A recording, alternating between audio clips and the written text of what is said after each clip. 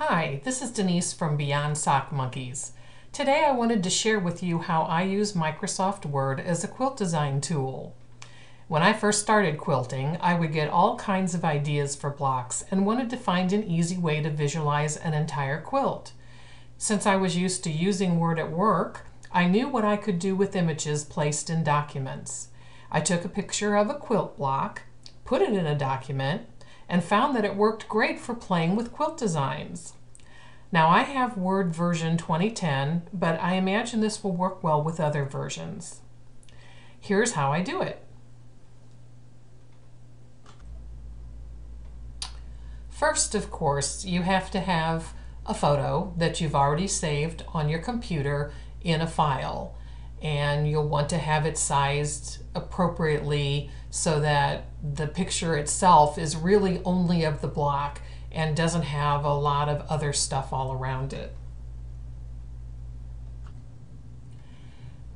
After you've opened up Word and you have a blank document available, you're going to go up to the ribbon and pick the Insert tab.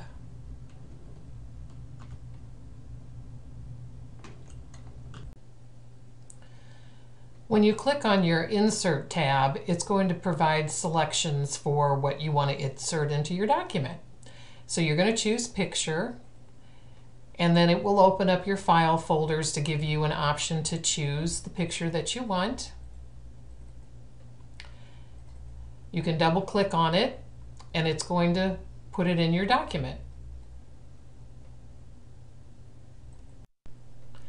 When it's in your document, you'll notice that you have some options to play with the size. If you just click on it, it's got these little handles at the different corners and along the sides, and you can just grab that and resize it to a smaller picture. But so it will fit the way you think you're going to use it in your quilt. For instance, this is supposed to be a square. You can also go up to these controls here at the top, and where it says crop, you click on that. You can go to aspect ratio, and you want this to be a square, so you can just click on 1:1, and it's going to resize it. If you look up here, the height and the width are exactly the same, and now this is an actual square. So you can just click back on your page and you've got a square block.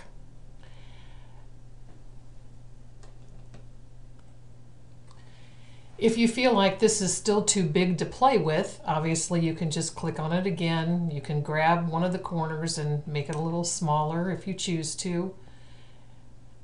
And then you've got the size that you can use to play with on this screen. Now, all you have to do here, click on it, right click, and click on copy. Click back on your blank page, and then you can right click and you can hit paste. And you can hit paste again, and you can hit paste again. If you prefer and you don't want to keep hitting your right click button, you can just use the paste button that's at the top as well. So if you click on that, it's going to continue to paste and paste and paste and paste and paste until you've got as many rows of blocks as you feel like you want to play with.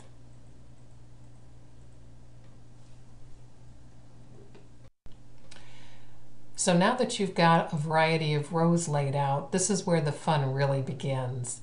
Now you could look at this and you can say, hey, that is exactly the quilt I want to make. You like the layout exactly as it is, it looks really great, and there's nothing further that you need to do. However, if you want to play around with the arrangements of the blocks, it is really simple. You just go to the first block that you would like to manipulate and click on it. And let's say I want to rotate this so that my reds match up. You can see when I've clicked on it, it has this handle at the top that has a green colored button. When you click your mouse button down and you grab that handle, just hold the mouse button down and then you move your mouse to rotate.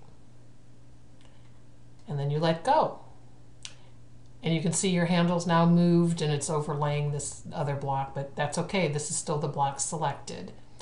And you can see what the reds look like together. So let's say you want to now manipulate this block. Again, you just click on it, you just grab the green handle and you rotate. And you do that as often as you like to whichever blocks you like. Now you can, again, you let it go and you say, well, I don't really like that much. So you grab the handle and you want to take it around another turn. Oh, I kind of like that. I like what's going on with the reds. I like what's going on with the green. So again, you click on the next block that you think you want to turn to see what's going to happen if you keep going. And there it is. Turn the next one.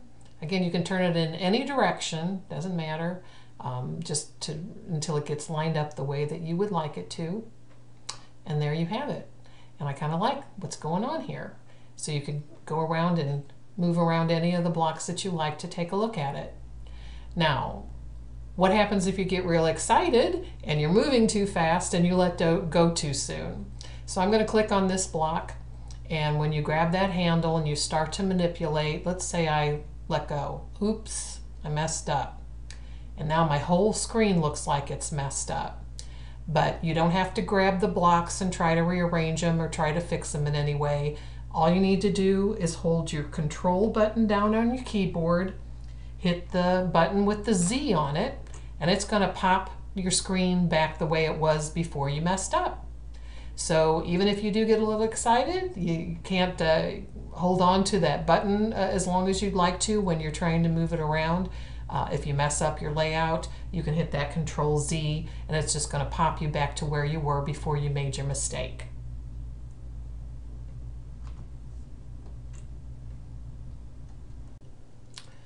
So that concludes my demonstration of how to use Microsoft Word as a quilt design tool. I hope you found this helpful.